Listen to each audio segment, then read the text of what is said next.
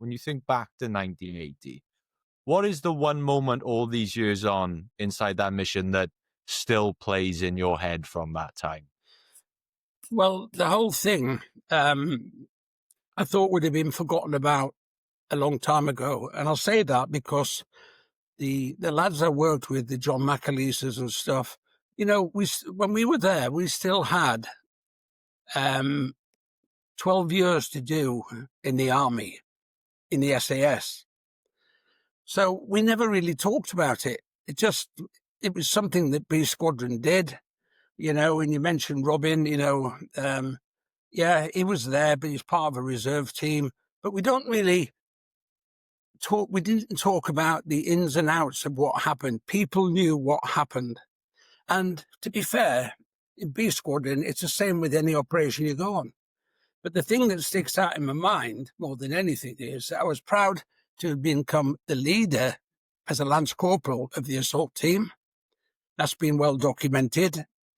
And more than that, I'd only had 3 years in the SAS myself at that time. So to be put in charge of a team, the blue team like that, was a big high up for me. And it could have been any one of us, you know, John Mack, anybody like that could have done it. But I was one of the highest ranks as a Lance Corporal. So I was picked to do it. That will stand out in my mind in my career as the finest point that I'm not a bullshitter.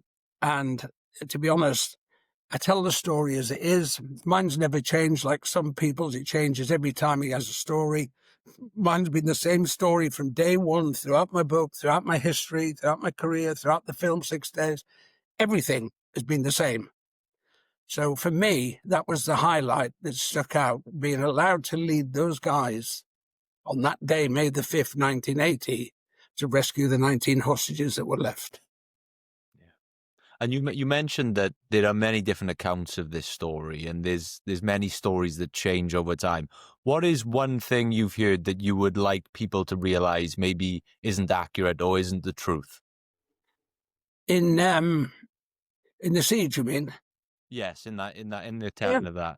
Well, the siege has been one or two stories. The people who know me, I still work with them. There's one guy that nobody seems to want to work with, named by the name of Robin, who goes on his own thing, does his own thing. And the thing that I know what happened is on the stairs when I got hold of the terrorist, identified him, had a weapon in it, a hand grenade, and shot him on the stairs. At that stage, a certain guy wasn't even in the building. Okay, they were part of the reserve team waiting outside to be used if we'd have needed them anywhere, as a reserve team does. Anywhere, at any time, they would have been deployed. They were only allowed in the building after the assault took place and to help initially with hostage evacuation, getting them out from the ground floor, out the back door, onto the green grass at the back to help the hostage reception teams. That was that. I know that. It's documented. People can talk around it. Let them do that. But the guys I work with know exactly what went on. And that is it.